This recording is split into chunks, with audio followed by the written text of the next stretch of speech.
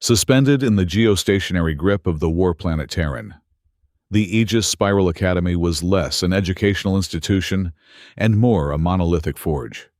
It was a sprawling orbital fortress of gunmetal gray and reinforced transparent aluminum, designed to hammer the softness out of organic life and temper it into cold, interstellar military precision. In this unforgiving ecosystem, survival dictated adherence to the chain of command, and excellence required a healthy, pervasive dose of fear. Yet, according to the encrypted internal logs circulating among the senior tactical faculty, Cadet Nash Calder, a human from Earth, was officially categorized as a chronic disciplinary problem. Nash was not a rebel in the traditional, loud sense. He did not engage in mess hall brawls, he did not vandalize the armory, and he never raised his voice to his superiors. His uniform was always perfectly pressed. His boots gleamed under the harsh fluorescent lights of the corridors, and his physical conditioning scores were comfortably within the top 15% of his cohort. But Nash was dangerous in a way that made the high command infinitely more uncomfortable. He was dangerous because he was entirely immune to the currency the Academy ran on. He did not know how to be afraid. Furthermore, he had a maddening habit of asking the exact right questions at the exact wrong times. He possessed an uncanny, almost predatory ability to look at a flawlessly rendered tactical simulation and effortlessly locate the single, microscopic fracture that could bring the entire digital construct crashing down. This silent insubordination reached its boiling point during the third quarter tactical evaluations. The lecture amphitheater was packed with 200 cadets, the air thick with the anxious pheromones of a dozen different species. High above the auditorium floor, seated behind a barrier of polarized glass, the Academy Board of Directors observed the proceedings in stony silence. In the center of the room stood Instructor Zevran Korth. Korth was a towering veteran of the Outer Rim campaigns, a being whose entire pedagogical philosophy centered around psychological domination. He believed with absolute certainty that a good cadet was a broken cadet, one who knew precisely when and how low to bow their head. Korth was currently demonstrating his proprietary ambush algorithm, a complex tactical maneuver designed to trap an advancing enemy force in a synthetic choke point. The holographic display projected a stunningly detailed topographical map of a rocky canyon, painting the simulated enemy battalions in glowing red, while the Allied forces, controlled by the algorithm, maneuvered flawlessly into flanking positions.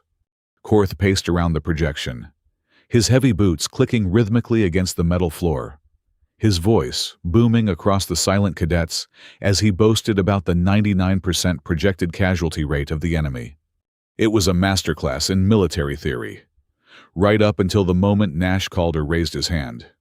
Korth paused, his eyes narrowing as he locked onto the human cadet, seated in the fourth row.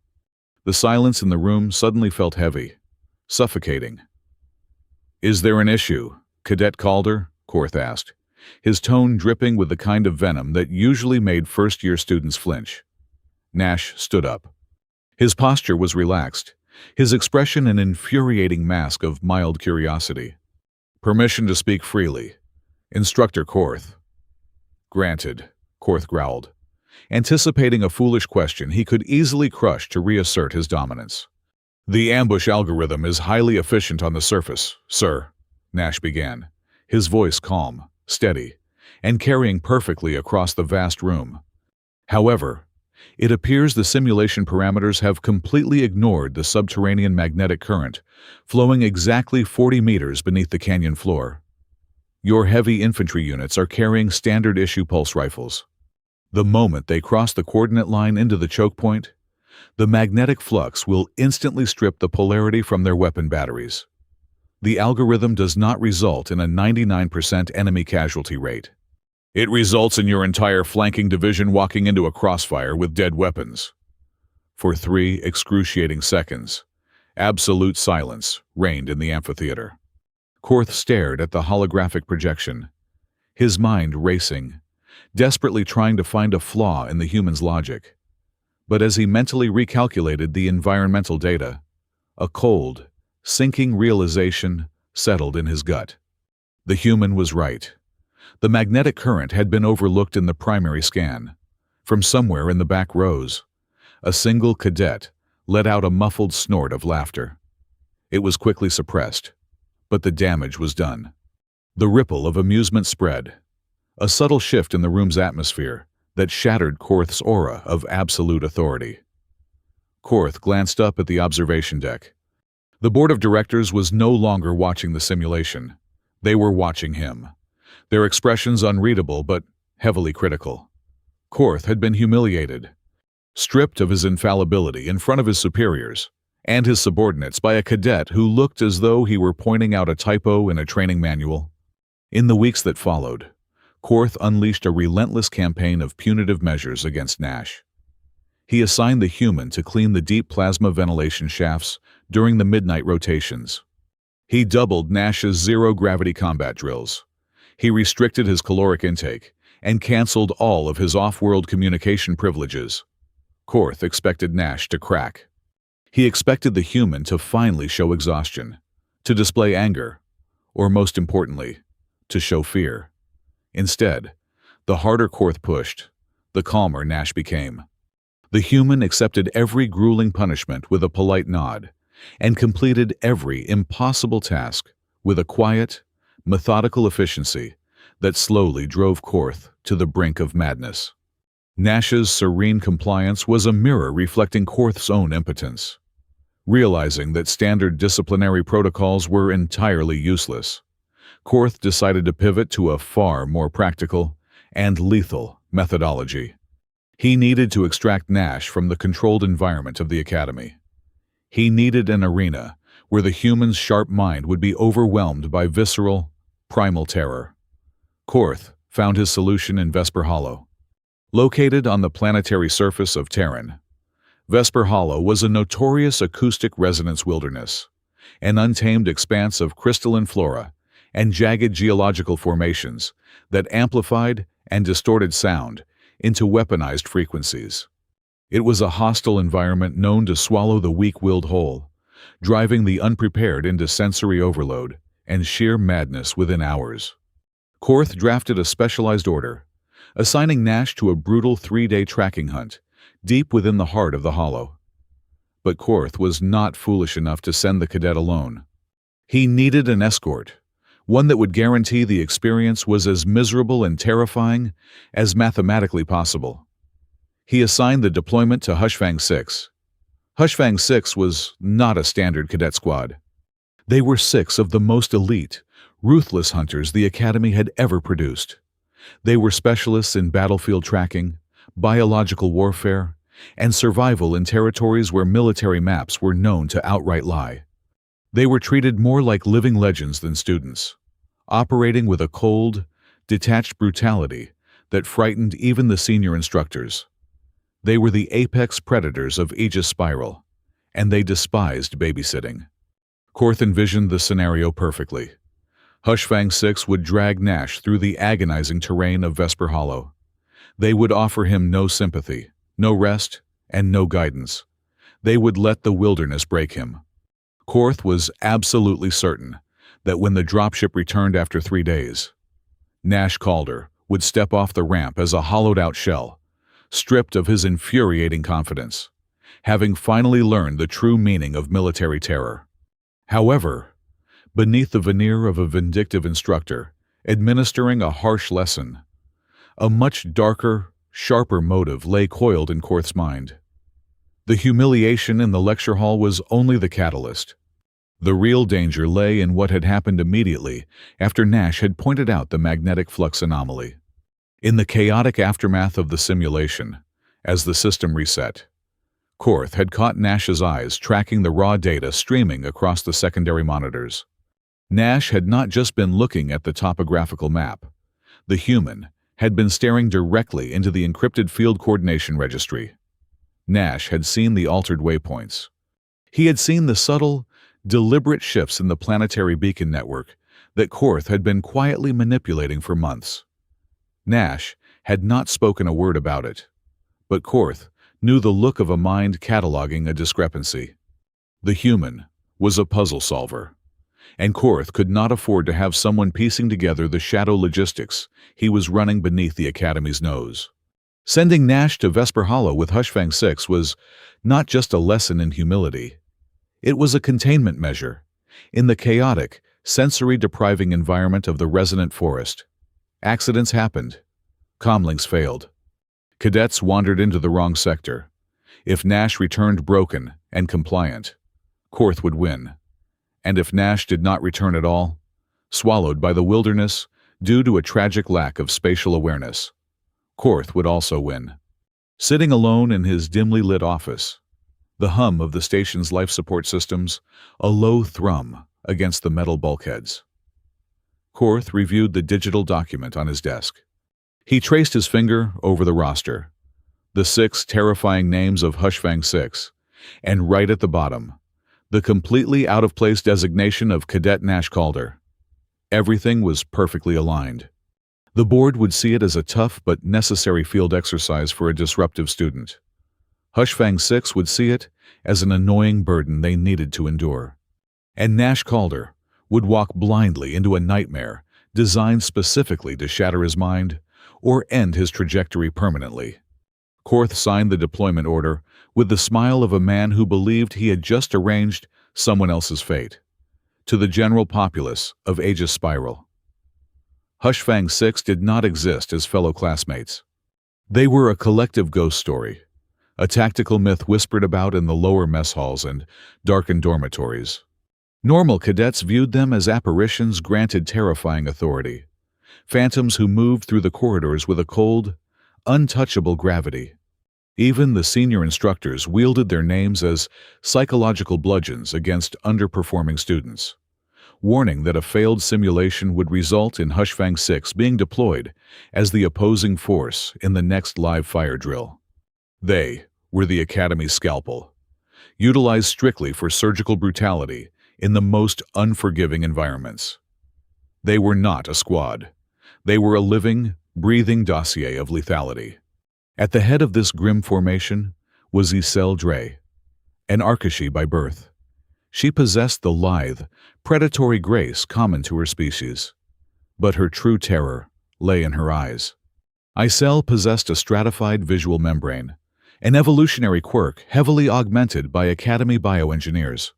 This layered cornea allowed her to perceive kinetic vectors and spatial trajectories a full half-beat before they actually occurred in real time. She did not just see a target moving, she saw the ghostly outline of where the target was going to be. Consequently, she commanded with a chilling economy of action. Isel was famous for issuing orders that were painfully brief, mathematically precise, and entirely devoid of emotion. More importantly, she never repeated an order twice.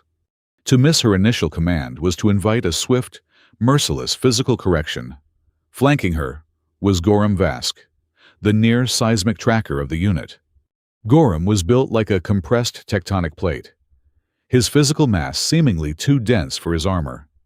He did not rely on visual cues, broken twigs, or disturbed foliage to track prey. Instead, he listened to the bones of a planet. By pressing his heavily calloused hands, or the side of his jaw to the soil, Gorham could read the minute vibrations traveling through the ground. He interpreted footsteps the way a scholar read ancient text, deciphering the weight, the gait, the species, and the level of panic of a target miles away just from the tremor of their heel striking the dirt. If Gorham was the anchor, Niv Hexa was the absence of one. Niv was the squad's infiltration specialist, a being who treated the laws of physics as polite suggestions. She moved with a silence so absolute it defied biological logic. Her thermal signature was so tightly controlled, so meticulously suppressed, that automated security systems and infrared cameras had classified her as a localized signal error 3 separate times during high-stakes planetary raids. Niv was an error code in the flesh. She existed in the periphery, and she almost never spoke. The squad understood that when Niv finally decided to part her lips and use her voice, she was not offering an observation. She was delivering a fatal conclusion. In stark contrast to Niv's silent void was Pelor Nix, a man who found profound artistic beauty in devastating noise. Pelor was a master of differential explosive traps. Where ordinary sappers saw explosives as a messy, chaotic necessity, Pelor saw them as a medium for high art. He harbored a deep, philosophical hatred for chaos and collateral damage. To Pelor, an explosion was only beautiful if it was calculated down to the absolute centisecond and the exact millimeter of its blast radius. He designed traps that could collapse a heavily armored bunker without cracking the delicate glass windows of a building standing merely a dozen paces away. He was a conductor of kinetic energy, orchestrating localized destruction with the snobbish perfectionism of a maestro. Keeping this volatile collection of killers alive was Teryn Mott, the combat medic. The terror of Teryn lay in the horrifying duality of her hands.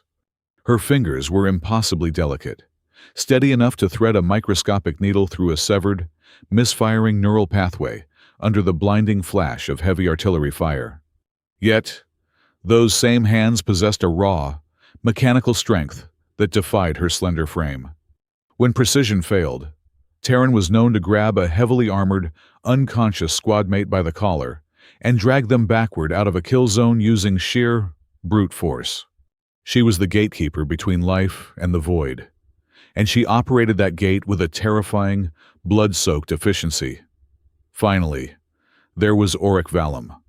While the others were masters of their respective disciplines, Auric was the master of the destination. He was the only native son of Vesper Hollow ever recruited into the academy. He understood the acoustic hellscape of the resonance forest the way a man understood his own heartbeat. The Hollow was an environment that actively hunted intruders, turning their own noises into lethal frequencies. But Auric knew its language. He knew exactly which crystalline trees would listen and amplify a cough into a sonic boom. He knew which moss-covered rocks remembered the vibrations of past travelers, and he knew perfectly well that the low-hanging silver fog was never just weather, but a suspended acoustic trap waiting to shatter an eardrum. They were Hushfang 6. They did not just survive, they conquered. When the deployment datapad chimed in their private ready room, casting a sterile blue glow over their scarred armor plating, the atmosphere instantly soured. Icel reviewed the encrypted orders forwarded directly from the tactical faculty. A 3-day tracking hunt deep in the most volatile sector of Vesper Hollow. Standard parameters, high mortality risk, and then the addendum. They were to escort a human cadet. A heavy, suffocating silence fell over the room. Gorham ground his heavy jaw, the sound like two stones rubbing together. Pelor meticulously disassembled a blasting cap, his movements rigid with sudden, contained fury. The resentment that flared within the squad was not born of simple bigotry. Humans were soft, certainly, and famously fragile compared to the denser species of the galaxy. But Hushfang 6 did not care about species. They cared about variables. Vesper Hollow was not a training ground. It was an executioner's block. Surviving its singing trees and sonic anomalies required a synchronized, absolute rhythm among the squad members.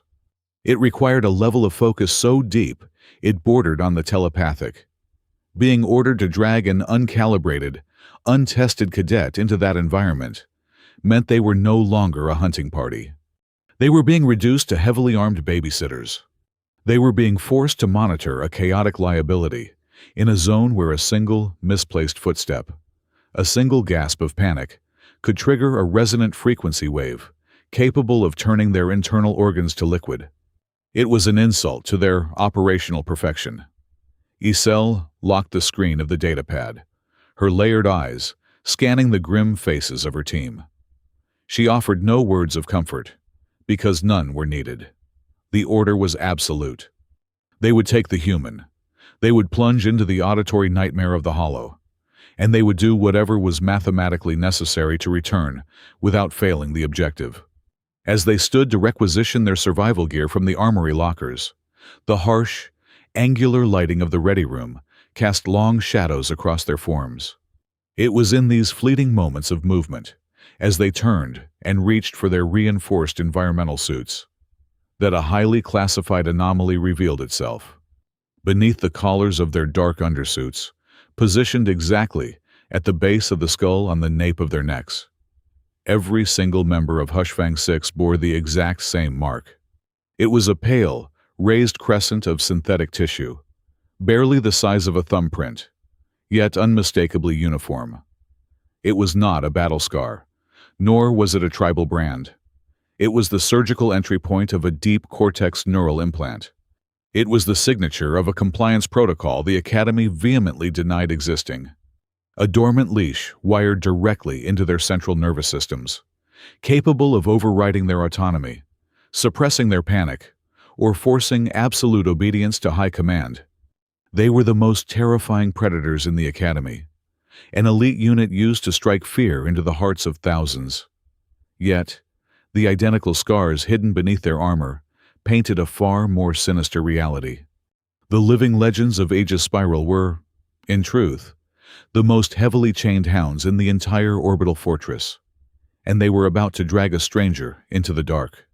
The assault transport hit the deck with a heavy, metallic thud, its thrusters kicking up a localized storm of iridescent dust at the perimeter of the target zone. Beyond the landing ramp stretched a landscape that defied terrestrial logic. Colossal trunks of translucent, silicate-based flora jutted from the soil like the pipes of a planetary-scale church organ. High above, the planet's agitated electrosphere bled a constant stream of charged wind through the canopy. Whenever a gust caught the fluted upper branches, the entire forest hummed, producing a sustained, bone-rattling vibration that tasted metallic on the tongue. Waiting on the reinforced tarmac, the 6 operatives stood in a loose, predatory semicircle. They were braced for the inevitable.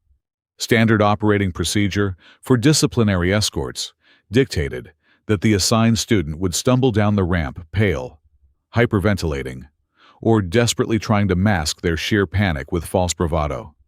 The hydraulic locks disengaged. The ramp hissed open, slamming onto the crystalline dirt.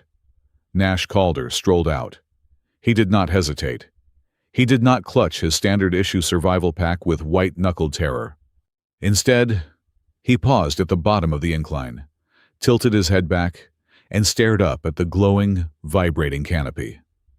He adjusted the straps of his rucksack and offered his first words to the galaxy's most lethal tracking unit.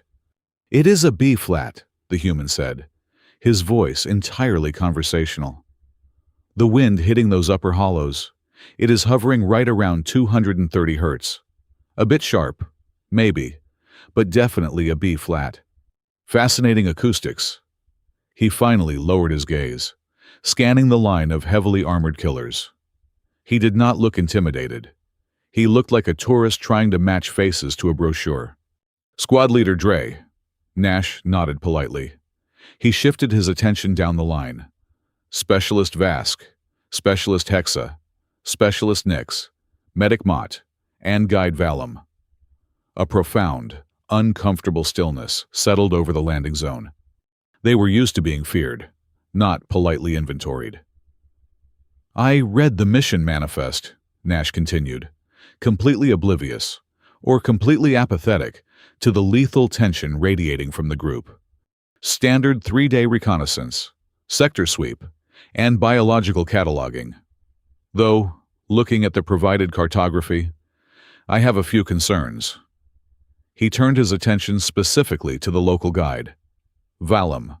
"I reviewed the after-action reports from the Deep Trench campaign 5 years ago. You lost 2 squadmates down there because the topographical scan misread a subsurface magnetic shelf as solid ground, correct?" The air grew instantly colder. The medic shifted her weight, her hand hovering a fraction of an inch closer to her sidearm.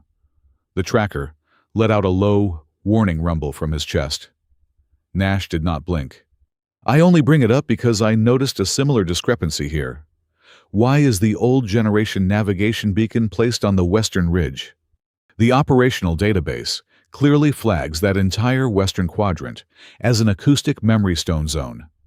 An active beacon bouncing signals off reactive rock would create a massive feedback loop. Who updated the topographical map last? The squad leader stared at the human. Her specialized vision did not detect a single micro-tremor of deceit or panic in the cadet's kinetic outline. He was not trying to provoke them. He was genuinely, clinically asking a logistical question while standing at the gates of a sonic slaughterhouse. It was in that exact second that Isel fundamentally recalibrated her assessment. This cadet was not a loud, arrogant fool destined to die from stupidity. He was the type of person who looked at a chaotic, terrifying picture and only noticed the single pixel that was out of place. That made him incredibly unpredictable. That made him dangerous. "Fall in," Isel commanded, her voice a flat, deadpan whip crack. She offered zero answers. "We move." The trek into the resonant zone began. The terrain was agonizing. The ground was slick with a layer of fine, glass-like moss that crunched unpredictably underfoot, threatening to twist an ankle with every step. The gravity was a heavy, oppressive blanket. Gorham took the vanguard position, his heavy footfall setting a punishing, relentless pace. He kept his ears tuned backward, waiting for the inevitable symphony of complaints. Humans were notorious for their lack of endurance. He fully expected the cadet to start wheezing within the first 2 miles, to beg for a hydration break, or to loudly curse the sheer weight of his loaded rucksack. An hour passed, then 2. Gorham heard the heavy breathing of the human, steady and measured, but not a single word of complaint materialized. Annoyed by the silence, the tracker briefly halted the column at the base of a massive, spiraling glasswood tree to check a heading. Nash used the momentary pause not to collapse or catch his breath, but to crouch down. He dug his gloved fingers into the sharp soil and pulled a jagged, metallic shard free from the roots. He wiped the dirt off the casing, examining the exposed circuitry. "This is a proximity sensor fragment," Nash announced, holding the twisted metal up to the dim light filtering through the canopy. "Series 7, military grade. The serial number is filed off. This is a sealed, Grade A restricted field zone. The latest maintenance sweep was logged 6 months ago, but this fracture pattern is fresh. The alloy has not even begun to oxidize." "This should not be here." Pelor stepped forward, thoroughly irritated by the cadet's complete lack of proper situational dread. He decided to introduce a little tactile reality. Without warning, the explosives expert unclipped a complex, multi-stage trap calibration tool from his tactical webbing and hurled it directly at the cadet's face. It was a heavy, jagged piece of engineering, notoriously difficult to handle without slicing a finger open, let alone catch mid-air. Nash caught it squarely in his left hand. He did not flinch. He simply looked down at the device, rotated it 180 degrees so the primary locking sear was facing upward, and tossed it casually back. "You had the primary tension coil inverted," Nash said, his tone entirely helpful. "If you prime it like that, the kinetic feedback will blow the cap straight back into your face. The locking mechanism on these is practically identical to the safety latches we use on deep-sea rescue rigs back on Earth. You have to seat the pin before you twist." Pelor caught his tool, staring at it, then at the human, his jaw locked in silent, furious bewilderment. From her flanking position in the shadows, Niv finally turned her head. For the first time since the deployment began, she allowed her gaze to linger on the human for longer than 3 seconds. In her line of work, highly observant individuals fell strictly into one of 2 categories. They were either very soft prey who relied on their eyes because they lacked teeth, or they were a latent, catastrophic threat. She was rapidly crossing the cadet out of the first category. As the squad resumed their march, pushing deeper into a cluster of heavily reactive root bands that hummed like live wires, Auric dropped to the rear of the formation to observe the human's footwork. Normal cadets, even the physically gifted ones, stomped through the wilderness, their boots crashing indiscriminately against the environment. They triggered defensive acoustic blooms and aggravated the local flora with every clumsy stride. Auric watched Nash's boots. The human was not looking down. He was scanning the middle distance, his eyes tracking the ambient light shifts. Yet, his feet were landing in a bizarre, syncopated rhythm. He was unconsciously stepping on the dead patches of moss, pivoting his weight off the heel just a microsecond before his toe could strike a vibrating root. He was not just walking through the forest. He was finding the spaces between its lethal notes. He was navigating the acoustic hellscape, not like a soldier marching to war, but like a man casually stepping over puddles on his way to work. The first 12 hours of the patrol ground forward with an agonizing, methodical slowness. The deeper the squad pushed into the crystalline labyrinth, the more the environment resisted their intrusion. The air grew thick, heavy with the metallic tang of ionized ozone, and the ambient temperature dropped sharply. In this grueling stretch, the human cadet did not attempt to validate his presence with reckless acts of bravery. He did not volunteer for vanguard duty, nor did he offer unsolicited tactical advice. He committed an act far more unsettling to a unit of hardened, solitary professionals. He quietly, seamlessly became useful. It started with a minor misstep that could have easily escalated into a fatal compromise. Teryn was navigating a particularly dense thicket of razor-edged silicate vines when her shoulder clipped a low-hanging branch. The impact was negligible, but the angle was catastrophic. The sharp crystal sheared a hairline fracture straight through the casing of her auxiliary respiratory filter. Immediately, a faint, high-pitched hiss of escaping pressurized oxygen cut through the damp air. In a toxic atmospheric pocket, a compromised filter was a death sentence measured in hours. Before the medic could even halt the formation or unclip her specialized biorepair kit, Nash was standing beside her. He did not ask for permission. He simply reached into one of the countless unlabeled pouches on his tactical harness and withdrew a tube of industrial multi-purpose polysealant and a spare thermal battery cell. "Hold still," the human murmured, his voice entirely devoid of panic. He pressed the raw sealant into the microscopic crack, then cracked the casing of the thermal battery, exposing the superheated core. He carefully applied the intense, localized heat directly to the resin. The compound bubbled, fused with the cracked polymer of the filter, and cured into an airtight, hardened weld within 10 seconds. Nash wiped the excess soot away with his thumb, tapped the casing twice to test the structural integrity, and stepped back into the marching line without waiting for a word of acknowledgement. The seal was ugly, but it was absolutely perfect. 2 hours later, the squad encountered a sprawling ridge of dark, magnetic shale. Gorham held up a heavy, gauntleted fist, bringing the column to a dead stop.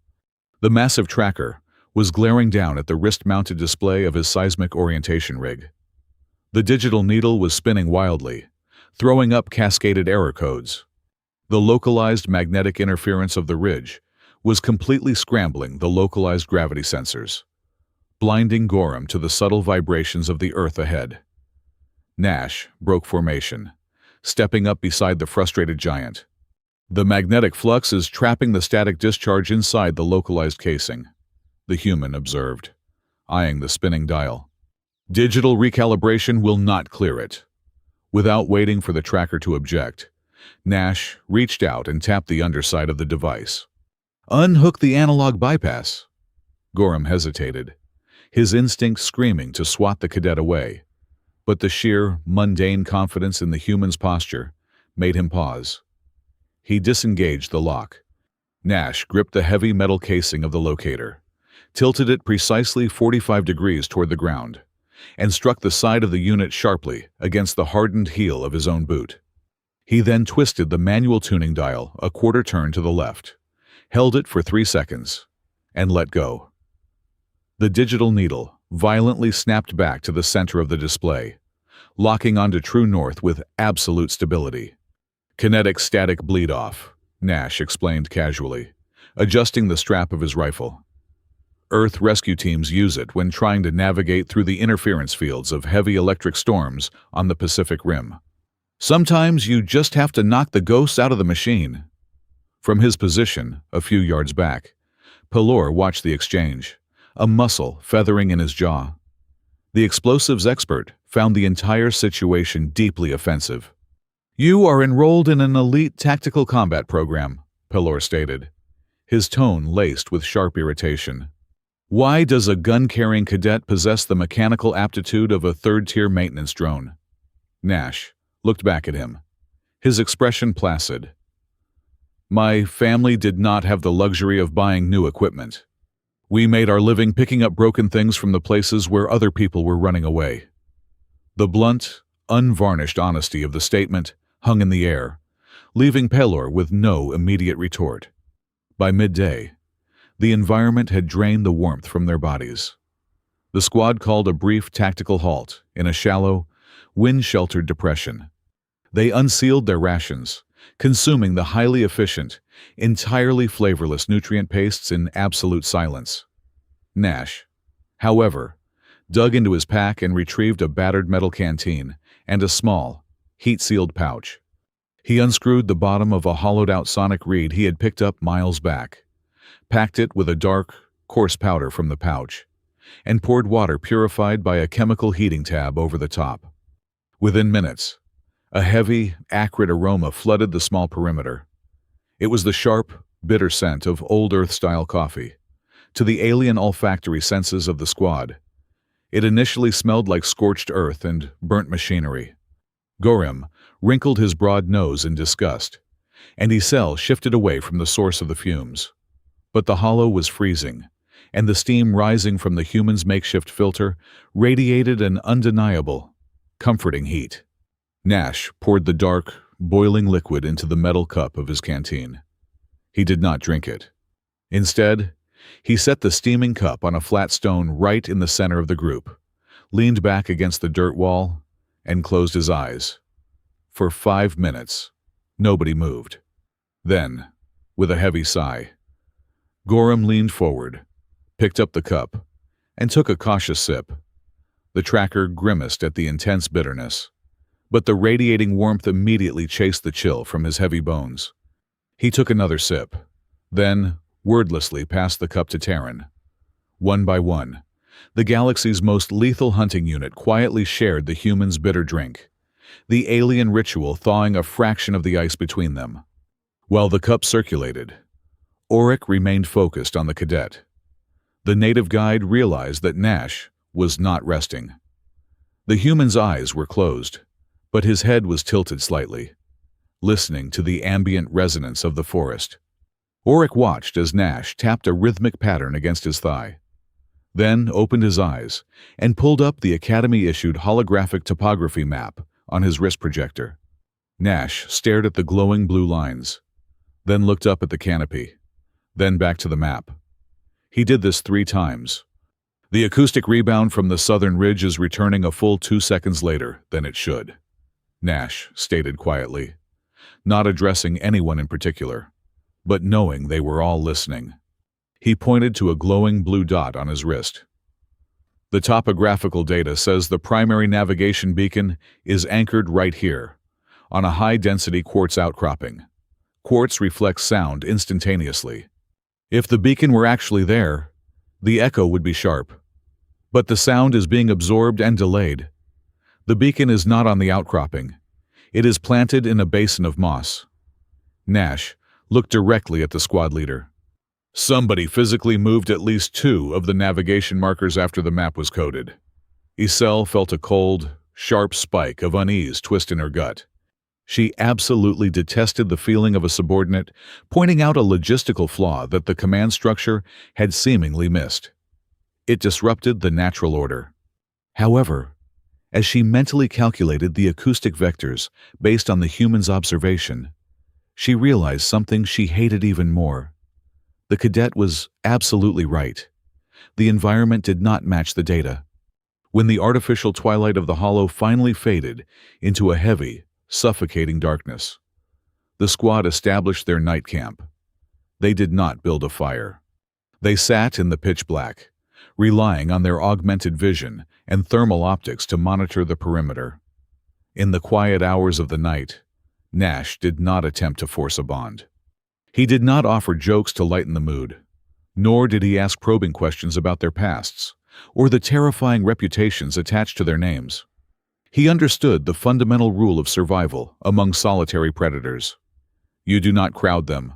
Instead, he noticed Niv. The infiltration specialist was sitting cross-legged, methodically disassembling and cleaning her suppressed rifle in the dark. Beside her rested her tactical backpack. Nash saw what the others had missed in the gloom. The heavy, synthetic webbing of her primary shoulder strap had begun to fray, the microscopic fibers unraveling due to the corrosive sap of the local flora.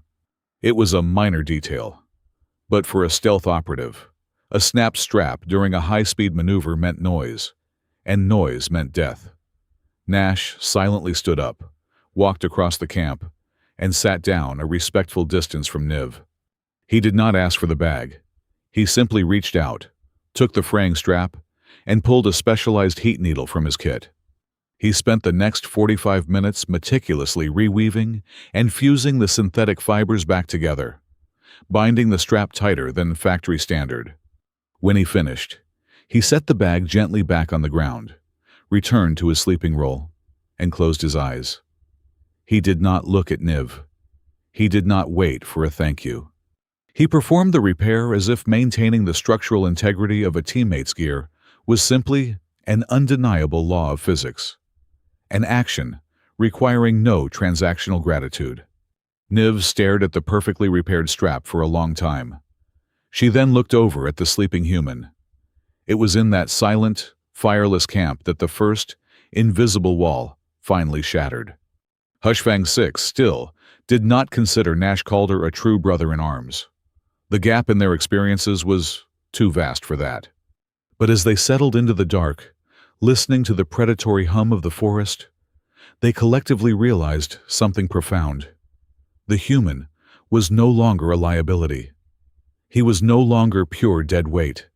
He was a piece of the machine, quietly oiling the gears, and he belonged in the dark just as much as they did. The primary objective slated for day one was strictly observational. The target was a nesting pack of mirror lynx, a species that treated the laws of optics as a weapon. They were not brutes. They did not rely on overwhelming mass or bone-crushing jaw strength, nor did they charge blindly from the underbrush. A mirror lynx hunted along the very edge of the visible spectrum. Their coats were composed of millions of microscopic, prismatic fibers that perfectly mimicked their surroundings, allowing them to ride the ambient light of the resonance forest. They did not track the physical meat of their prey. They tracked the kinetic trajectory of a shadow, striking the reflection of movement before the target even realized they were in the kill zone. Approaching their nesting grounds required a terrifying level of discipline. Auric raised a closed fist, bringing the formation to a dead halt behind a jagged ridge of opaque quartz. He signaled strictly with his hands, his gestures sharp and emphatic. He warned the team that they were at the absolute perimeter. They were to record the biosignatures and fall back. In the immediate vicinity of a mirror lynx nest, a single erratic motion, a cough, or even a sudden shift in the angle of an armored shoulder pad could fracture the ambient light. To the pack, a sudden distortion in the light was not a mistake. It was perceived as a direct territorial challenge. Pelor crept forward on his knees. He moved with agonizing slowness, extracting a multi-spectrum recording spindle from his tactical webbing. He needed a clear line of sight to the sunken depression where the pack was resting. The air in the clearing was absolutely still, heavy with the metallic tang of the local atmosphere. Then, the planetary weather intervened. High above the clearing, a sudden, violent thermal updraft caught the crystalline canopy. The massive, glass-like branches ground against each other with a sound like tearing metal. Without warning, a massive pane of silicate wood snapped under the pressure. It did not fall, but the fracture shattered the structural integrity of the branch. The effect was instantaneous and catastrophic. A solid beam of the harsh sunlight punched through the newly formed crack in the canopy. It hit the jagged, broken edges of the crystal branch and instantly fractured into dozens of blinding, erratic laser strokes across the clearing. The static light of the forest floor erupted into a chaotic disco of false, darting shadows. The hyper-predatory response of the mirror lynx pack was triggered in a microsecond.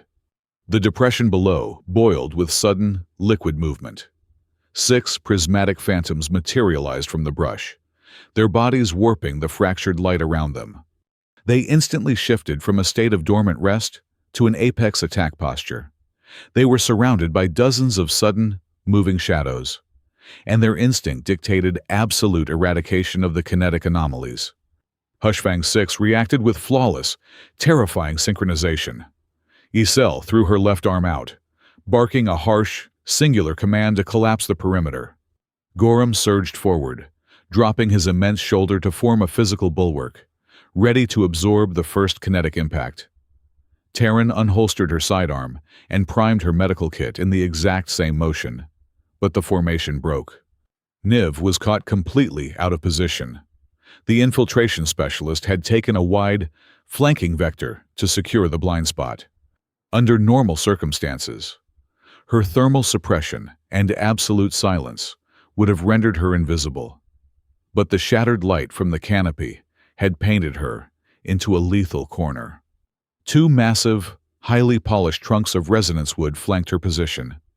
The fractured sunbeams bounced violently between the 2 trunks, creating a strobing crossfire of light directly over her. She was pinned in a kinetic dead zone. If she stayed perfectly still, the strobing light reflecting off her tactical harness would eventually draw the pack. If she moved, even to dive behind the safety of the armored tracker, the 2 mirrored trunks would instantly multiply her kinetic signature. She would look like 5 different targets bolting in 5 different directions. The mirror lynx would not miss. They were already circling the base of the ridge, their multifaceted eyes locking onto the fluctuating light trap holding the infiltrator. Niv froze, her hand hovering a fraction of an inch above her combat blade. She was calculating the angles of escape, and the math was returning a flat 0. Any dodge would only lock the predators onto her tighter. Nash did not draw his rifle. He did not unholster his blade. From his position behind the main defensive line, the human cadet's eyes darted rapidly between the cracked canopy, the strobing light trapping the infiltrator, and the advancing predators. He saw the geometry of the chaos. He recognized that the broken crystal above was swinging slightly in the wind, causing the light beams to pulse in a rhythmic, 3-beat cycle. He ripped the utility pouch off his left hip. His fingers bypassed the ammunition clips and the medical stims, grabbing a tight, vacuum-sealed bundle. He tore the seal with his teeth and ripped out 3 standard-issue, silver-backed thermal rescue blankets. Nash stepped out from behind the protective cover, exposing himself to the open clearing. He did not aim for the beasts. He aimed for the canopy. Using a harsh, whipping motion, Nash hurled the first silver blanket high into the air toward the eastern edge of the clearing. He immediately pivoted, throwing the second blanket toward the western ridge. He spun again, launching the third directly over the center of the depression. The thin, ultra-reflective mylar material unfurled mid-air, catching the fractured sunbeams. The result was an overwhelming, blinding cascade of raw photons. The 3 silver blankets acted like massive, chaotic mirrors, completely overpowering the subtle strobing effect trapping the infiltrator. For the mirror lynx, whose entire sensory apparatus was wired to hunt the brightest, most erratic kinetic shift, it was the visual equivalent of a flashbang grenade. The entire pack snapped their heads upward. Their predatory lock on the infiltrator was violently hijacked by the 3 massive, fluttering sheets of silver descending from the sky. They launched themselves off the ground, their bodies twisting in mid-air to strike the foil. The diversion bought exactly half a second of time. It was all the infiltration specialist needed. The moment the pack's kinetic lock broke, Niv vanished. She did not run. She seemed to simply dissolve into the background foliage, reappearing a heartbeat later, safely behind the thick armor plating of the tracker. Isel did not waste the window. She sharply chopped her hand backward. The squad executed a flawless tactical retreat, moving as a single, rapidly retreating shadow up the ridge. As they hit the tree line, Pelor tossed a primer charge over his shoulder. He did not use a fragmentation explosive. He used a low-yield sonic thumper. The charge detonated in the air above the clearing with a heavy, concussive thud. The pressure wave did not harm the beasts, but it shattered the thin silver blankets into thousands of useless ribbons and cracked the reflective surfaces of the nearby trunks, completely blanking the clearing in a thick cloud of pulverized dust and static noise. The threat was neutralized, and the hunting grounds were left behind. They pushed hard for another 2 miles before the squad leader finally called a halt in a dense, non-reflective ravine. The squad dropped to one knee, their weapons trained outward, waiting for the adrenaline spike to slowly bleed out of their systems. The air was thick with the ragged, heavy breathing of professional soldiers who had just danced on the razor edge of a total wipeout. Niv stood up from her crouch. She walked past the tracker and the medic, stopping directly in front of Nash. The human was leaning against a damp rock wall, methodically checking the seals on his remaining utility pouches. The infiltration specialist stared at him. Her face was an unreadable mask, but the tension in her shoulders had shifted. She looked at his hands, then up to his eyes. She spoke her first personal sentence of the entire deployment. Her voice a quiet, raspy whisper that barely carried over the ambient hum of the ravine. "Did you calculate the refraction index before you threw those?" Nash stopped fiddling with his pouch. He looked up, meeting her gaze dead on. He did not try to sound heroic. He just offered the flat truth. "No," Nash replied, shaking his head slightly. "I have no idea what the math was. I just know that back on Earth, the deep-sea rescue divers use highly polished signal mirrors to blind and distract bioluminescent predators that hunt by tracking light rays in the dark. I figured an apex predator is still an apex predator, no matter what planet it lives on. If you overload the primary sensor, the brain has to reboot." Niv held his gaze for a long, silent moment. She absorbed the absolute lack of ego in his answer. He had not saved her to prove a point, and he had not relied on some arrogant assumption of his own tactical genius. He had simply used a piece of trash to solve a fatal equation. She gave a single, microscopic nod, turned around, and took her position on the perimeter watch. From that exact moment, the dynamic of the squad underwent an irreversible seismic shift. Niv, the ghost of the unit, the operative who inherently distrusted everything that cast a shadow, had just drawn a new line in the dirt. Hushfang 6 still had a long way to go, but the infiltration specialist had silently cast her vote. She now viewed the human cadet not as an escort package to be managed, but as a person entirely capable of standing shoulder to shoulder with them when the teeth finally came out in the dark. The atmospheric pressure within Vesper Hollow plummeted exactly 2 hours after the dim sun vanished behind the jagged horizon. A localized ion storm, a raging tempest of ungrounded static electricity and deafening thunder, swept violently across the crystalline canopy.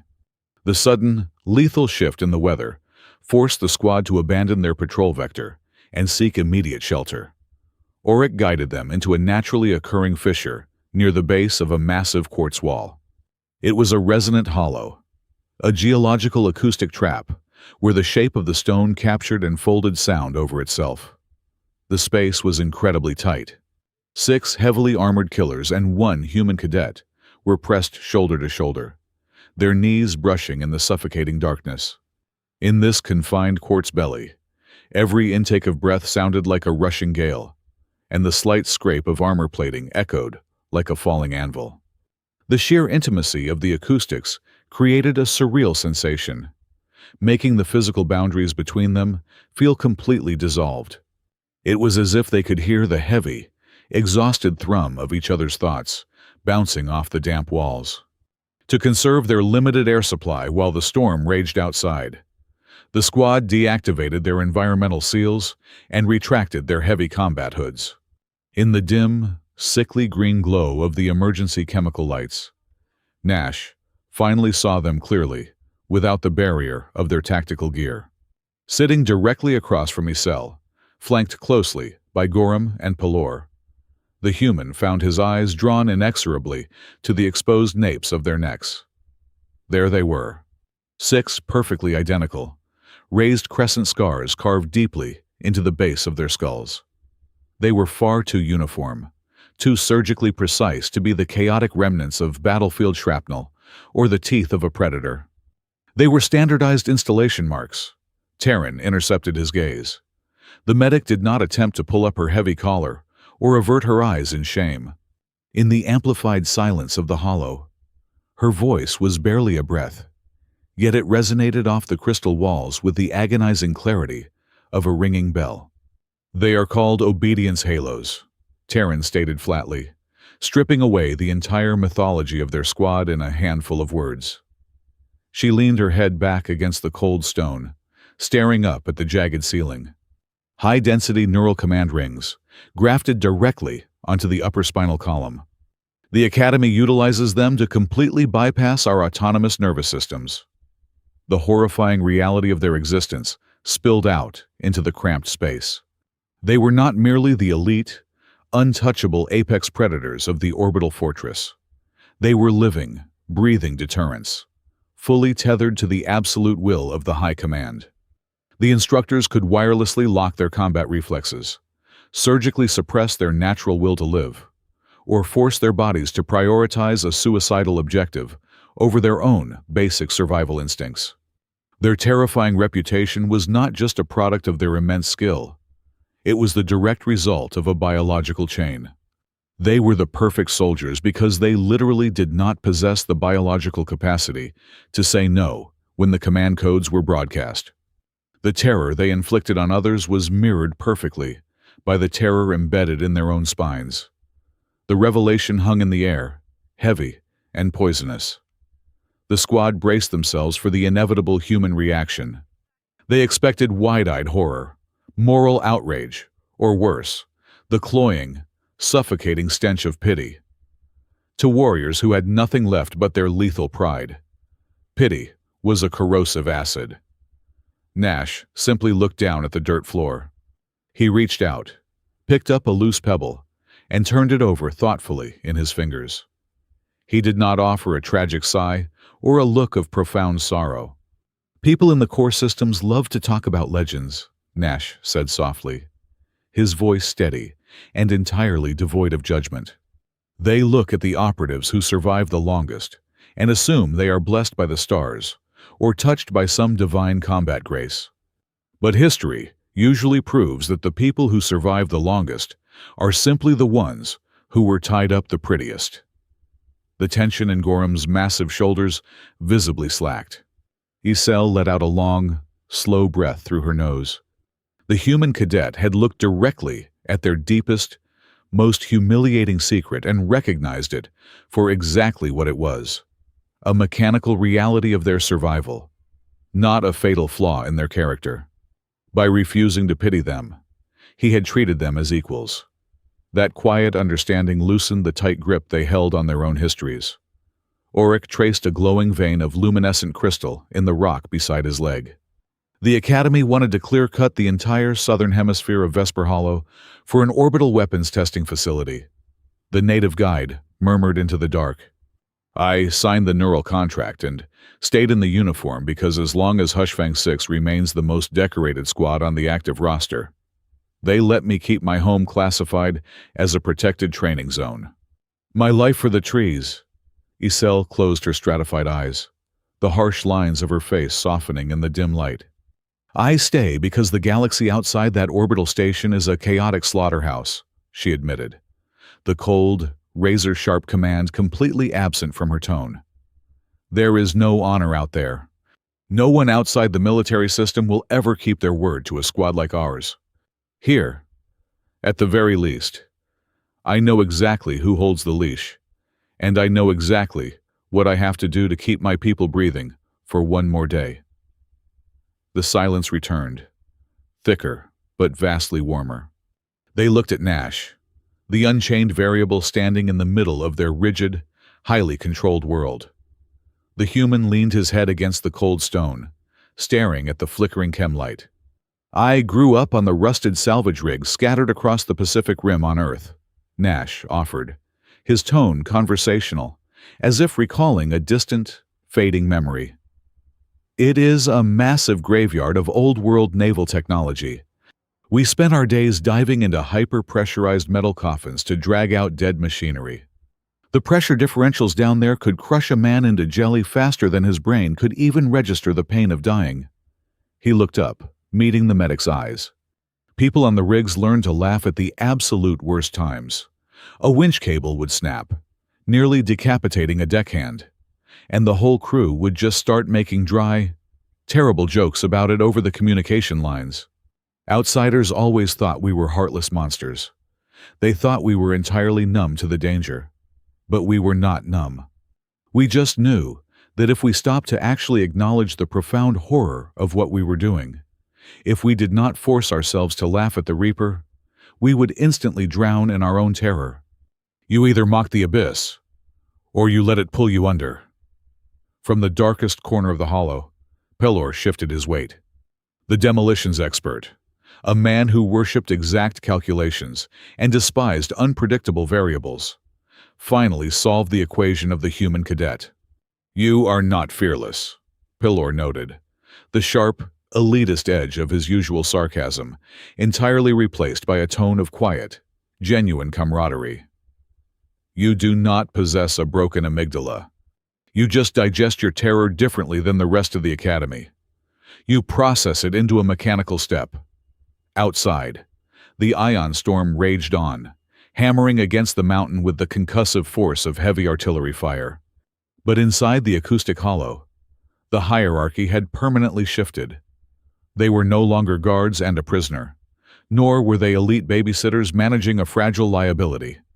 They were 7 individuals trapped in the dark, bound tightly by the shared, unspoken understanding of what it took to survive the massive systems that actively tried to crush them. Isel reached into a concealed compartment in her heavy chest plate. She withdrew a specialized, heavily encrypted datapad. It was not the standard-issue topographical map provided by the Academy instructors. It was the squad's own internal cartography, a painstakingly detailed layout of Vesper Hollow, mapped by Auric over 5 years of blood and near misses. It showed the real safe zones, the hidden magnetic anomalies, and the actual hunting grounds of the local predators that the military map deliberately ignored. She did not say a single word. She simply extended her armored hand and pressed the glowing datapad firmly against Nash's chest. Nash looked down at the device, then up at the Arkashi squad leader. He took it, his fingers brushing briefly against the scarred metal of her gauntlet. For Hushfang 6, an elite unit that fundamentally trusted no one outside their immediate peripheral vision, handing over their true map was not a logistical decision. It was the ultimate, silent vow of acceptance. The pale, filtered sunlight of Day 2 struggled to pierce the dense, overlapping canopy of Vesper Hollow. According to the official Academy topography module, the squad was entering a designated low-stability zone, an area characterized by shifting tectonic plates and unpredictable flora. However, as they advanced in a staggered wedge formation, Auric abruptly raised a clenched fist. The native guide tilted his head, closing his eyes as he pressed the side of his face against the smooth trunk of a towering glasswood tree. He stayed there for a long time, his breathing shallow. When he finally opened his eyes, the look of profound unease on his face caused the rest of the squad to immediately tighten their grips on their weapons. The ambient acoustic bleed was wrong.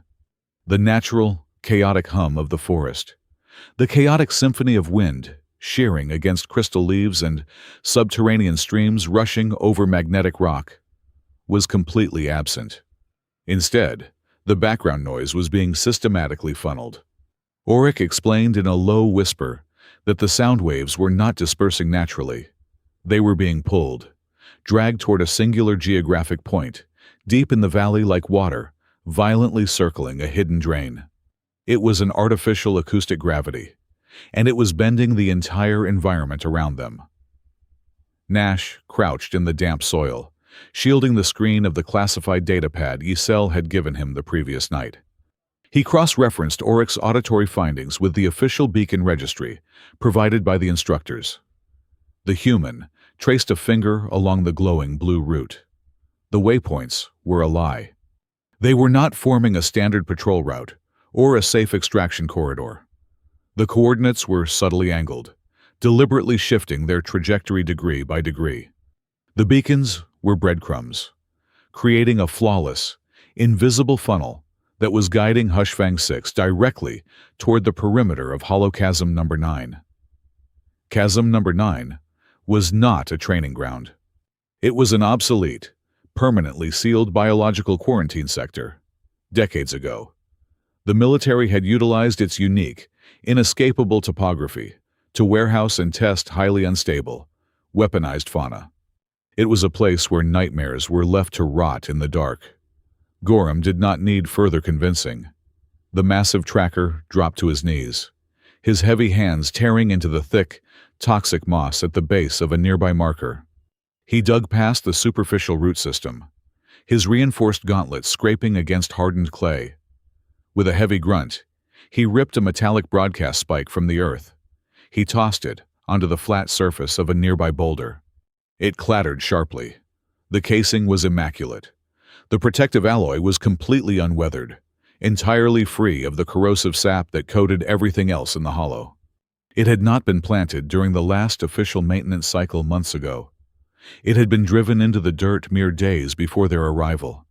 Nash stepped forward and used his thumb to wipe a thin smear of dirt from the control panel of the spike. A localized diagnostic cipher flashed across the microscopic screen. It was an instructor-level coordination code. Ysel stared at the blinking cipher, her stratified vision processing the implications with cold, terrifying clarity. The illusion of a harsh disciplinary exercise completely evaporated. This was no longer a matter of an arrogant instructor throwing a troublesome cadet to the wolves. Someone with high-level clearance was actively manipulating the grid, overriding safety protocols, and remotely herding the Academy's most lethal asset into a sealed slaughterhouse. Before Ysel could issue the command to initiate a hard, tactical retreat, the environment launched its ambush. It did not come in the form of fangs or claws. It came as weather. A thick, silvery fog poured rapidly down from the higher ridges, cascading over the jagged rocks like an avalanche of heavy smoke.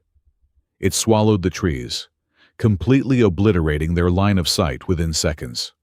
But it was not water vapor. It was a dense suspension of highly charged acoustic particulate, a natural phenomenon of the hollow that weaponized sound. The moment the fog washed over the squad, the true, horrifying reality of their neural implants was triggered. The acoustic particulate acted as a massive, chaotic feedback loop. The obedience halos fused to the upper spinal columns of Hushfang 6 began to violently resonate with the charged mist. The implants heated up, reading the chaotic static of the fog as thousands of overlapping, contradictory command codes. The hardware panicked, broadcasting raw, unfiltered neural feedback directly into their cortexes. Gorham let out a choked, guttural roar, dropping his heavy rifle as his massive hands flew to the back of his neck. He staggered, his equilibrium completely shattered. Ysel collapsed to one knee, her complex eyes rolling back as she fought off a localized seizure. Teryn, the anchor of the squad, collapsed against a tree trunk, her incredibly steady hands shaking with violent, uncontrollable tremors. The flawless, synchronized machine of Hushfang 6 was reduced to agonizing paralysis in a matter of heartbeats. Nash felt a dull, heavy ache behind his eyes from the pressure drop, but his spine was clean metal and bone. He was the only operative left standing in the mist. He looked at the squad tearing at their helmets. He realized the fog was bouncing their own neural rhythms back at them in a scrambled loop. To break the cycle, they needed an overwhelming, stable baseline. Nash unclipped the emergency distress emitter from his shoulder strap. He ripped off the exterior casing, exposing the primary transmission core. He bypassed the distress signal lock, forcefully rewiring the output to generate a continuous, flatline acoustic frequency, and violently cranked the amplitude dial to its absolute maximum. He slammed the rigged emitter into the dirt at the center of the formation. A harsh, deafening, monotonous drone erupted from the device. It was an ugly, singular note that sliced through the swirling mist like a physical blade. The sheer volume and absolute stability of the artificial tone immediately overpowered the chaotic resonance of the fog. The neural implants seized upon the flatline frequency, using it as an anchor to reboot their scrambled receivers. Teryn took a ragged, desperate intake of air, her vision snapping back into focus. She looked down at her hands, the tremors slowly subsiding. For the first time in her violent career, the medic had been the one dragged back from the edge of the void. She looked up at the human, standing over the screaming emitter. The profound gratitude blooming in her chest was instantly eclipsed by a cold, murderous fury directed entirely at the architect of the trap. A shadow shifted in the thickest part of the fog. Niv materialized, her thermal suppression suit completely masking her approach until she was standing inside their perimeter. She had vanished the exact moment the interference hit. Utilizing the few seconds of clarity she had left to track the densest concentration of the localized signal. The infiltrator held out a small, black data siphon drive. She had located the primary relay node hiding in the mist and forcibly ripped its transmission logs. "Every single altered beacon," Niv rasped, her voice dripping with venom. "The newly planted spikes, the acoustic funnels, they all share the exact same digital registry key." She paused, looking directly at the human cadet. "Zevran Korth." The squad leader slowly stood up, rolling her shoulders to shake off the lingering phantom pain of the neural loop. Isel looked around at her team, processing the grim reality of their isolation. They could not use their standard communication gear to contact the orbital fortress. Any distress signal or request for emergency extraction would bounce off the altered relay nodes and land directly on Korth's private terminal. If the instructor realized they had survived the fog and uncovered his digital footprints, he would not hesitate to trigger a catastrophic orbital strike to scrub the sector clean. They were completely cut off, trapped in a hostile wilderness with a saboteur controlling the map. Running back the way they came was a death sentence. The route was heavily compromised. Isel locked her helmet into place, the seal hissing sharply in the damp air. They had only one viable option left. They had to disappear entirely off the grid. They had to plunge directly into the heart of the quarantine zone, brave the horrors of Chasm Number 9, and reach the old, manual orbital extraction point on the far side, before the puppeteer holding their leashes realized his ghosts were still breathing. The heavy, suffocating darkness of the second night pressed against the jagged perimeter of Hollow Chasm Number 9. The air here was entirely devoid of the metallic ozone scent that characterized the upper ridges. Instead, it smelled like sterilized void and ancient, decayed earth. They had navigated past the boundary markers, venturing into a sector that had not seen a legitimate Academy patrol in over 4 decades. Gorham halted the formation with a sharply raised hand. The massive tracker did not look at the ground. He was staring straight ahead at a cluster of massive, obsidian-like trunks. The ambient temperature around the trees had plummeted so drastically that the damp air was flash freezing into microscopic shards of falling ice. Teryn moved up beside the vanguard, her medical scanner drawn. The display flickered violently before settling on a reading that drained the color from her face. She recognized the localized temperature drop and the faint, ionizing radiation signature not from any survival manual, but from classified black site medical logs she had illicitly accessed years ago. It was a Halo warden. The name alone was a ghost story among the upper echelons of the tactical faculty. A halo warden was not a naturally occurring predator. It was a semi-biological, semi-force field warbeast genetically engineered and contained solely for one purpose: hunting targets embedded with standardized neural command rings. It was an executioner bred specifically to track and eliminate rogue military assets. The horrifying reality of the situation crystallized in Ecel's mind. Instructor Korth had not merely sent the human cadet into a hazardous environment to suffer an accidental death. Korth had intentionally unlocked the quarantine sector and unleashed an apex tracker. More importantly, Korth had used Hushfang 6 as the live bait. The human was simply collateral damage. The real target, the beacon drawing the nightmare out of the dark, was the hardware fused to the spines of the elite squad. The forest did not roar to signal the predator's arrival. It simply died. The ambient hum of the crystalline canopy, the rustling of the wind, even the sound of their own breathing seemed to be violently choked out of the atmosphere. The Halo Warden did not charge from the underbrush. 10 yards in front of the squad, the physical space between two massive boulders began to warp. The light bent inward, creating a sickening, nauseating visual distortion, as if the very air was sagging under immense weight. From that collapsed pocket of reality, the entity stepped out. It possessed no discernible face, only a shifting, geometric mass of dark energy housed within a skeletal structure of hardened, bioluminescent silicate. It moved with a terrifying, frictionless glide. Instantly, the raised scars on the napes of Ecel and Gorham flared with a searing, white-hot agony. The Halo Warden had locked onto their specific neural frequencies. Every combat instinct, every adrenaline-fueled impulse that surged through the squad's nervous systems was immediately broadcast to the entity. Ecel drew her plasma blade, her layered vision calculating a strike vector, but the beast was already shifting out of the projected path before her muscles even twitched. It was reading their intentions through the active link of their obedience implants. If they fought back, using their honed instincts, they were merely handing the executioner a detailed script of their own deaths. Nash watched the kinetic horror unfolding from the center of the defensive ring. He saw the squad freezing, paralyzed not by fear, but by the tactical realization that their own bodies were betraying them.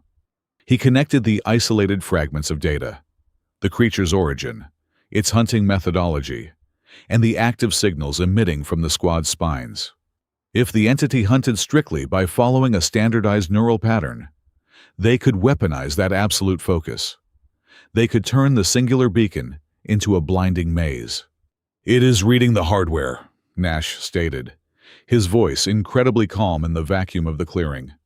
"We need to flood the zone with ghost signals." Without waiting for an order, Nash dropped to one knee and ripped open his primary utility pack. He pulled out the modified distress emitter he had used to break the fog loop earlier that day. He turned to the explosives expert. "Give me 3 localized frequency traps. Strip the detonators. Keep the broadcasters." Pelor did not hesitate. The maestro of destruction handed over the metallic discs. Nash grabbed Gorham's heavy seismic sensor and Oryx's pouch of acoustic memory stones. His hands moved with blinding mechanical efficiency. He daisy-chained the devices together, using exposed copper wiring, linking the modified distress emitter to the frequency traps, and using the memory stones as localized amplifiers. He was rapidly constructing a crude, decentralized network of artificial neural broadcasters. He was building a decoy herd. "I am going to scatter these across a 50-yard spread," Nash said, securing the heavy bundle of rigged devices against his chest. "You have to hold its attention precisely until the last node is planted. Do not attack. Just evade." It was a suicide run. The human was proposing to sprint directly through the active hunting zone of an entity that existed slightly outside normal physical boundaries. Yet, Nash's expression remained an infuriating mask of mild concentration, as if he were simply calculating the necessary torque to loosen a rusted bolt. The sheer, clinical detachment of his demeanor sent a sharp chill down Isel's spine. Nash bolted from the cover of the rocks. The moment he broke the perimeter, Isel and Gorham surged in the opposite direction, intentionally flaring their combat reflexes to spike their neural output.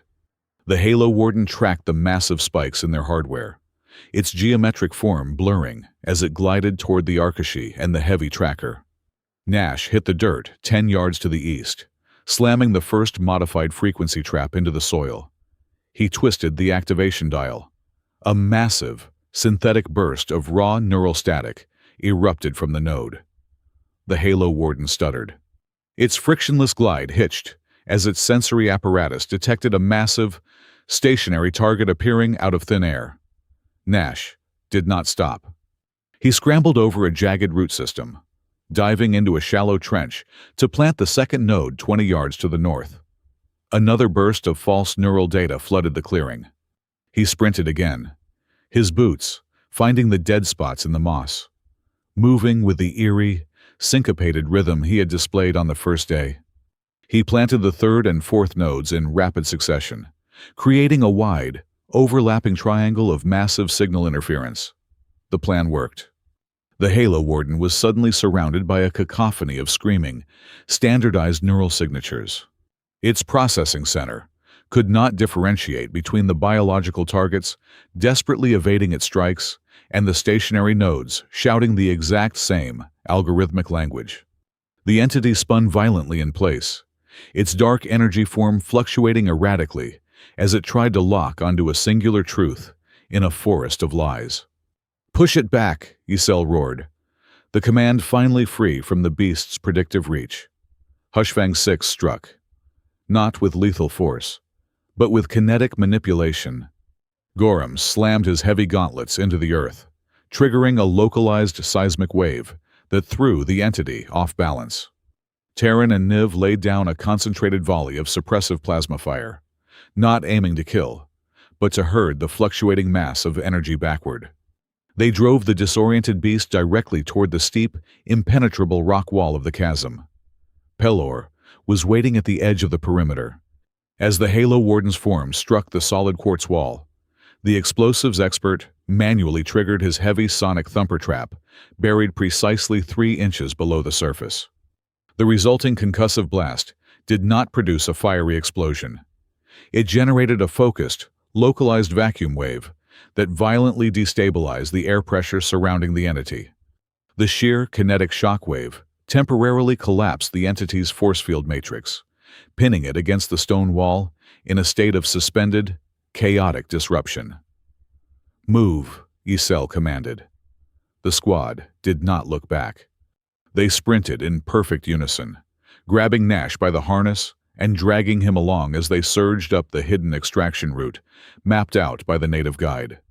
They pushed their bodies to the absolute limit of physical endurance, ascending the steep ridge toward the automated auxiliary rescue dropship, waiting silently on the upper plateau. They broke through the tree line, lungs burning, the taste of blood in their mouths. The dropship sat bathed in the pale moonlight, its automated systems humming softly. They boarded in a chaotic rush, Isel slamming her fist onto the emergency launch override before the ramp even fully sealed. The thrusters ignited, ripping the vessel away from the nightmare of Vesper Hollow and burning a hard, fast trajectory straight toward the orbital fortress of Aegis Spiral. They slumped into the crash webbing, completely exhausted, wrapped in the heavy, silent adrenaline of survival. But below them, in the seconds before the sonic trap fully dissipated and released the pinned entity, the Halo Warden had executed a final, desperate automated defense protocol.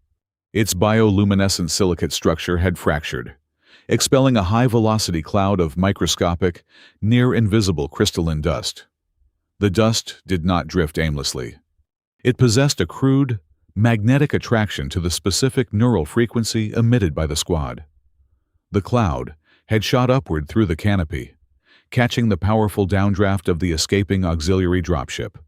As the vessel tore through the upper atmosphere, breaking orbit, a thick, shimmering layer of that dark, purple-tinged crystal dust remained firmly attached to the exterior joints of the rear landing gear. The microscopic particles hummed very faintly, maintaining a dormant, tethered connection to the spines of the operatives inside the hull. Hushfang 6 and the human cadet sat in the dim light of the cabin, believing the hunt was over. None of them realized they were dragging the deadliest predator in the sector directly back through the heavily fortified gates of their own academy. The ascent through the upper atmospheric layers of the planetary war zone was brutal, but inside the auxiliary dropship, a profound, heavy quiet had taken hold. It was not the tense, suffocating silence of an impending execution, nor was it the uneasy quiet of strangers forced into a metal box. It was the exhausted, synchronized stillness of a single working mechanism that had finally aligned its gears. Nash Calder was no longer sitting awkwardly by the loading ramp. He was situated squarely in the center of the troop bay, wedged comfortably between the massive shoulder plating of the tracker and the medical officer's primary trauma kit. No one had told him to move. The physical space had simply opened up for him, an organic reordering of the squad's internal gravity. They had escaped the resonance trap. Stowed safely in a shielded compartment of the infiltrator's harness was the data siphon drive, loaded with the manipulated beacon telemetry and the digital signature fragment bearing the direct authorization codes of their instructor. They held the absolute proof that the training deployment was a calculated assassination attempt, masquerading as a catastrophic accident.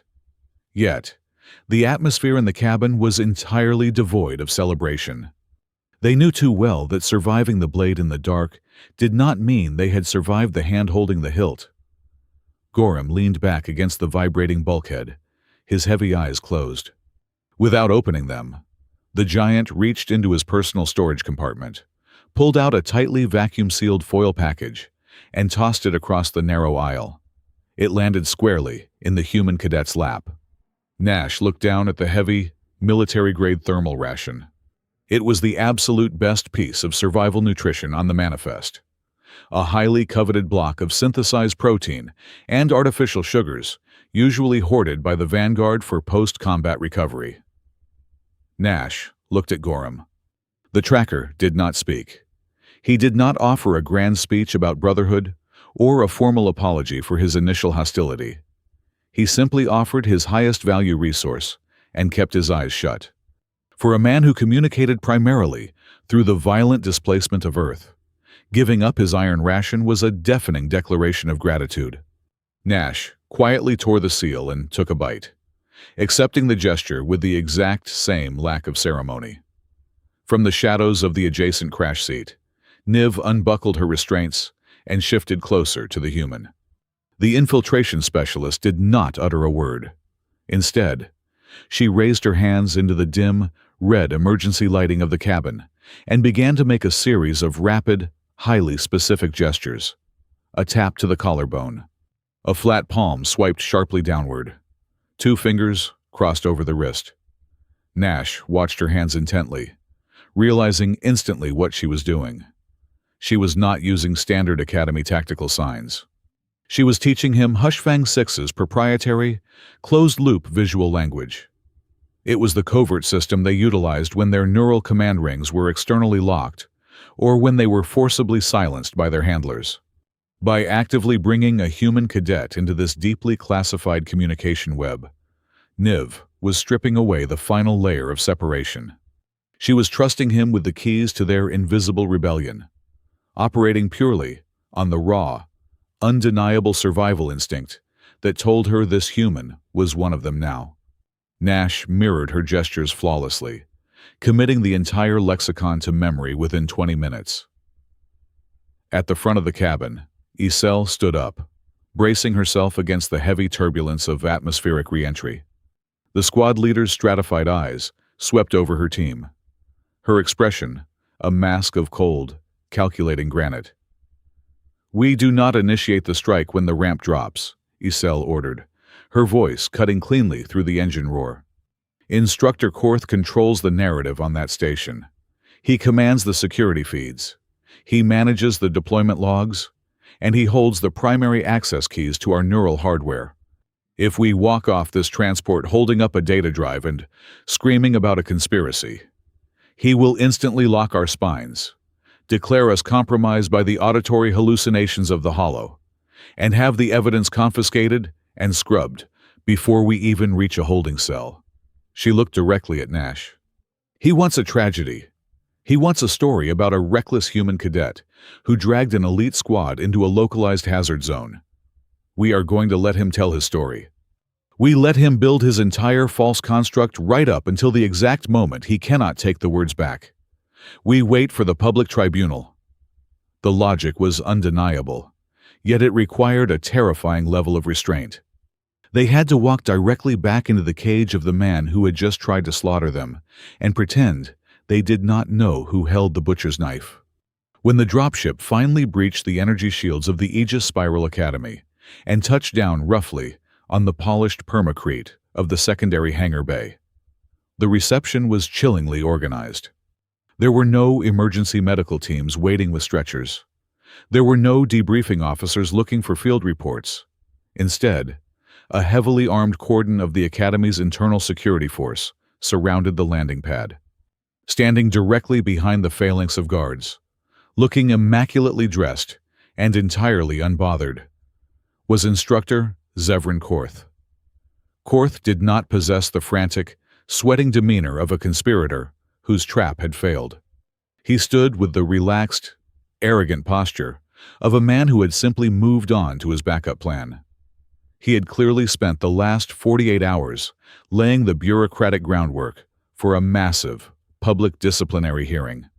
The survival of the squad was a minor inconvenience, easily spun into a narrative of their elite resilience, overcoming the catastrophic, insubordinate tampering of a rogue human student. As the loading ramp descended, Nash felt the immediate shift in the atmospheric tension. The cold, sterile air of the orbital fortress rushed in, carrying the scent of floor wax and ozone. The squad marched down the ramp in a tight, disciplined formation. Before they even reached the bottom, the security cordon closed in.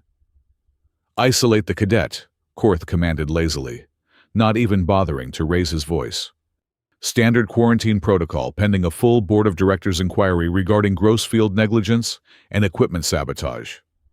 Two heavily armored guards stepped forward, physically driving a wedge between Nash and the rest of Hushfang 6. Isel's jaw tightened, and Gorham's hands balled into massive fists. But a single, sharp look from the squad leader kept them anchored. They had a strategy. A violent outburst now would only validate Korth's fabricated narrative. As the guards roughly grabbed Nash's shoulders to steer him toward the detention block, the human dragged his boots slightly, forcing a momentary pause.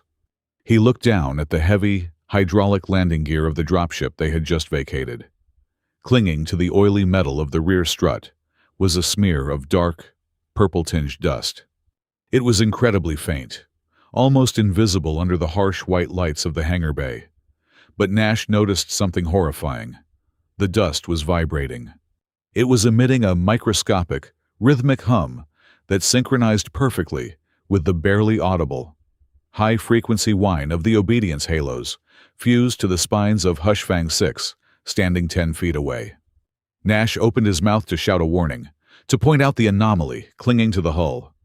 But a guard shoved him hard between the shoulder blades, snapping his head forward. "Keep moving! 0!" the guard barked, shoving him toward the blast doors.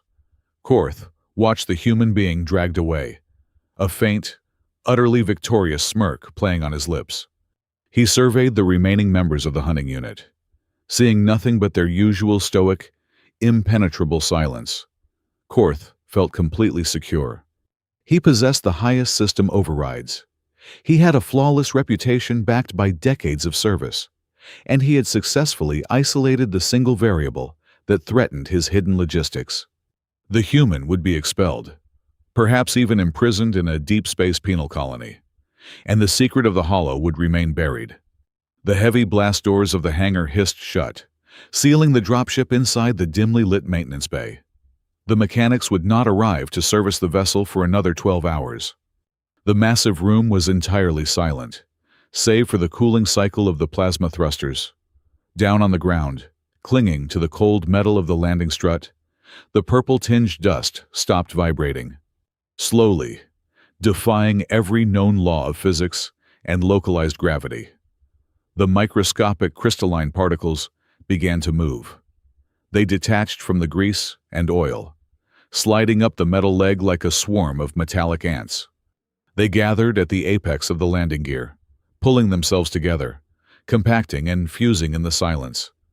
Particle by particle, the dust began to construct a geometric shape. It was forming a thin, jagged, bioluminescent ring, emitting a dark, consuming energy that drank the ambient light around it. It was a crown, woven from the nightmare of the wilderness, and it had followed the scent of its prey perfectly into the heart of the fortress. The grand amphitheater of Aegis Spiral was packed to absolute capacity. Over 500 cadets, the entire senior tactical faculty, and the formidable board of directors sat in the tiered, semicircular seating under the harsh glare of the central spotlights. The air was incredibly stiff, filled with the collective, held breath of an audience anticipating an execution. Standing at the center podium, Instructor Zevran Korth was a masterclass in composed authority. He spoke with a smooth, perfectly modulated cadence, painting a vivid, entirely fabricated picture of the deployment. He described Nash as a reckless, ego-driven liability who had panicked in the hazardous environment of the wilderness, severely compromised the mission parameters, and dragged the Academy's most elite unit into a cascade of nearly fatal errors. Korth turned his piercing gaze toward the witness stand, where Isel Dre stood in rigid, disciplined silence. "Squad Leader Dre," Korth prompted, his voice echoing off the vaulted acoustic ceiling. "For the official record, I need you to confirm that the human cadet engaged in unauthorized, catastrophic tampering with your navigation equipment, leading your unit directly into a restricted hazard zone." Isel looked at Korth. She then looked up at the board of directors. The heavy silence stretched, tightening like a physical wire across the room. She opened her mouth to deliver her answer. She never got the chance. A deafening, catastrophic shockwave violently shattered the reinforced blast doors at the rear of the amphitheater. The massive metal slabs were ripped from their hydraulic hinges, tearing through the air and smashing into the upper viewing decks. The pristine, sterile lighting of the grand hall flickered and died, instantly replaced by the chaotic, swirling red wash of emergency klaxons. Through the ruined archway, the air itself seemed to collapse inward. The Halo Warden tore into the hall. It had followed the microscopic crystalline tether on the dropship all the way into the heart of the orbital fortress. The entity did not roar. It simply warped the physical space around it, a terrifying mass of shifting, bioluminescent geometric violence. The hundreds of cadets in the stands erupted into absolute, screaming panic, scrambling over the desks in a desperate stampede for the emergency exits. Down on the main floor, Korth staggered backward, his pristine facade completely evaporated. He was not staring at the beast in shock because it had breached the Academy. He was staring at it in sheer, unadulterated terror because he recognized exactly what it was. It was the weapon he had illegally deployed in the wilderness, and it had somehow followed its prey home to the one place where he could not hide his involvement. Driven by raw panic and self-preservation, Korth's hand slammed down onto his podium console. He bypassed the safety protocols and hammered the master override key. If Hushfang 6 died fighting the beast right here, they would become the perfect, tragic martyrs. Korth could spin the narrative that the entity was an unpredictable anomaly, and the squad had bravely sacrificed themselves to stop it. He needed them silenced permanently. He transmitted the absolute lockdown signal directly into their spinal implants. Across the amphitheater floor, the 6 elite operatives seized violently. Their muscles locked into rigid, agonizing paralysis as the neural hardware hijacked their central nervous systems, pinning them entirely in place while the Halo Warden glided rapidly toward them, drawn by the sudden, massive spike in their hardware frequencies. But Nash had anticipated the cage. From his holding position at the edge of the floor, the human did not panic. He reached into the modified sleeve of his uniform jacket. During the tense flight back, using the visual language the infiltrator had taught him, he had mentally mapped the exact disruption rhythm of their neural rings. He gripped the small, rigged feedback loop he had salvaged from the distress emitter. Nash watched the beast closing the distance. He watched his squad freezing. He keyed the activator, violently tapping his thumb against the manual transmission switch in the exact, jagged syncopation Niv had shown him. The invisible, localized pulse hit Hushfang 6. It was not a clean override, but a raw, disruptive static shock that briefly severed Korth's continuous lockdown signal. Gorham roared as the paralysis shattered. The massive tracker did not wait for an order.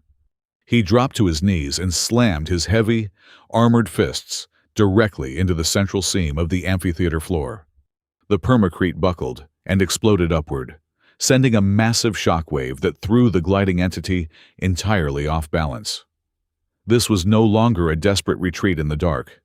This was a synchronized execution on their own terms. They did not need to speak. They moved as a single, fluid organism of destruction. Pelor slid through the debris, planting 2 concentrated breach charges on the toppled podiums, detonating them in a perfectly timed sequence that created an impenetrable wall of kinetic force, funneling the beast toward the center. Auric closed his eyes amidst the screaming chaos, reading the acoustic bounce of the entity's force field off the high, vaulted ceilings, and pointed sharply to a blind spot near the shattered doors. Niv was already there. The infiltrator dropped from the upper balcony, a completely silent shadow cutting through the chaotic red lighting. She drove a high-voltage disruption baton straight into the beast's shifting flank, destabilizing its kinetic matrix for exactly 2 seconds. Teryn stood firm in the center of the crossfire, holding a medical calibration unit. She was forcefully broadcasting a localized, stabilizing heart rate rhythm, keeping the squad's adrenaline spikes completely level so the beast could not predict their next strike through their residual neural bleed. The entity flailed, its structure flickering rapidly as its force field began to fail under the coordinated, relentless assault. Icel utilized her stratified vision, seeing the microscopic fracture in the beast's kinetic armor, a half-beat before it actually opened. She launched herself off a ruined desk, igniting her plasma blade, and drove the superheated weapon precisely through the core of the biological framework. The Halo Warden collapsed inward with a sound like a dying star, dissolving into a pile of smoking, inert slag on the polished floor.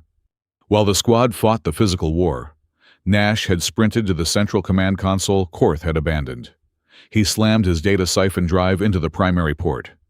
The human's fingers flew across the holographic interface, bypassing the standard encryption walls with the access codes he had skimmed during Korth's earlier simulations.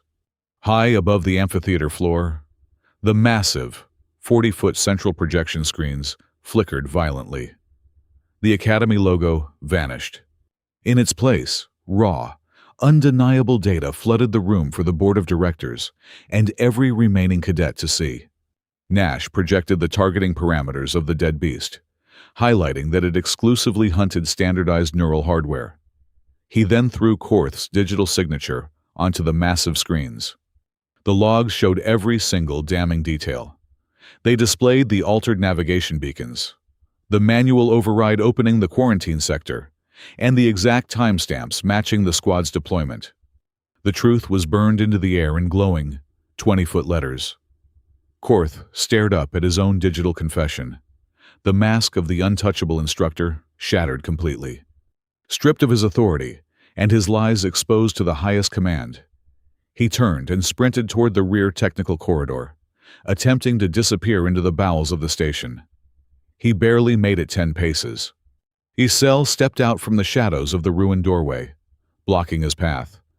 Her plasma blade was deactivated, but the look in her eyes was infinitely sharper. Korth instinctively reached for his wrist console to command her to move, to trigger her halo. Isel did not flinch. "You do not hold the leash anymore," she stated, her voice carrying the cold, immense weight of a completely liberated predator.